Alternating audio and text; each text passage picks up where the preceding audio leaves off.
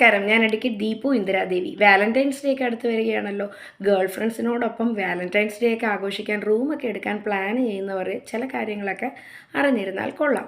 നമ്മുടെ നാട്ടിലെ നിയമം അനുസരിച്ചിട്ട് ഇപ്പോൾ ഒരു 18 വയസ്സ് തികഞ്ഞ ഒരു പുരുഷനും സ്ത്രീയും ഇപ്പോൾ അൺമാരീഡ് കപ്പിൾസ് ആണെങ്കിൽ പോലും ഒരു കപ്പിൾ ഫ്രണ്ട്ലി ഹോട്ടലിലൊക്കെ റൂം എടുക്കുന്നത് ഒരു ക്രിമിനൽ ഒഫൻസ് ഒന്നും അല്ല.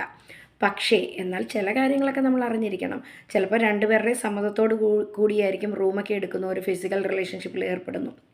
പിന്നീട് ഇതെന്തെങ്കിലും കാരണം കൊണ്ട് ബ്രേക്കപ്പ് ആയാൽ ഈ പെൺകുട്ടികളൊക്കെ കൊണ്ടുവന്ന് കേസ് കൊടുക്കും. ഇതെനിക്ക് പീഡിപ്പിച്ചു എന്നൊക്കെ പറഞ്ഞ റേപ്പ് കേസും കാര്യങ്ങളൊക്കെ ഭാവിയിൽ വരാൻ സാധ്യതയുണ്ട്. അതിന് പ്രിക്കോഷനായിട്ട് പലരും കൺസെൻ്റൊക്കെ എഴുതി വെക്കാറുണ്ട്. അതുപോലെ തന്നെ റൂമൊക്കെ ബുക്ക് ചെയ്യുമ്പം ലേഡീസ് വഴി ബുക്ക് ചെയ്യുന്നു, അല്ലെങ്കിൽ പെൺകുട്ടികളുടെയൊക്കെ ID കാർഡ് കൊടുക്കുന്നു. അങ്ങനെയൊക്കെ ചിലരിപ്പോൾ പ്രിക്കോഷൻ ചെയ്യാറുണ്ട്.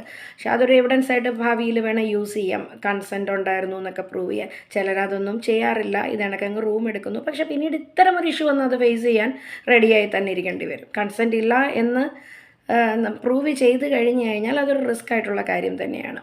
അതുപോലെ തന്നെ 18 വയസ്സിൽ താഴെയുള്ള പെൺകുട്ടികളുമായിട്ടാണ് റൂം എടുക്കുന്നതെന്നുണ്ടെങ്കിൽ അതിനകത്ത് നല്ലൊരു ഇഷ്യൂ ആണ്. പോക്സോ ആക്ട് ആപ്ലിക്കബിൾ ആയിട്ട് വരും. അതൊരു വലിയ ക്രിമിനൽ ഒഫൻസ് തന്നെയാണ്. പോക്സോ ആക്ട് പ്രകാരം പോക്സോ കേസ് വരാനുള്ള സാധ്യതയും ഉണ്ട്. അപ്പോൾ ഈ കാര്യങ്ങളൊക്കെ ശ്രദ്ധിച്ചാൽ കൊള്ളാം.